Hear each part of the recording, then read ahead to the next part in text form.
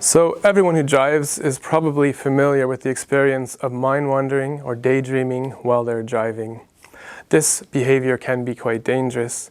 So one of the main goals of this project is to identify the situations where mind wandering occurs while driving, and to be able to use this information to inform people about when it's happening and hopefully prevent it.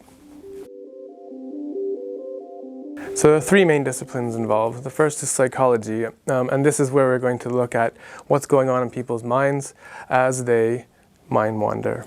The second is neuroscience.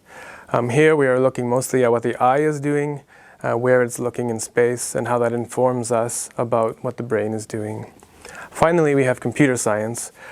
We'll draw heavily on this in order to have a virtual reality experience that makes the situation more realistic for the participants.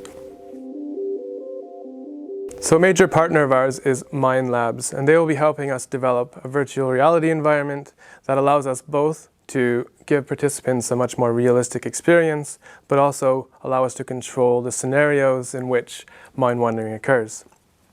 A second goal is to be able to use machine learning techniques, looking at what the eye is doing to identify when someone is beginning to mind wander. So it's little known, but mind wandering is actually one of the leading causes of accidents on the highway.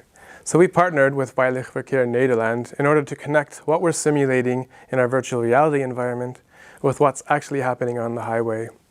We hope that this project is going to allow us to inform the public about mind wandering as a hazard and allow them to prevent it from happening.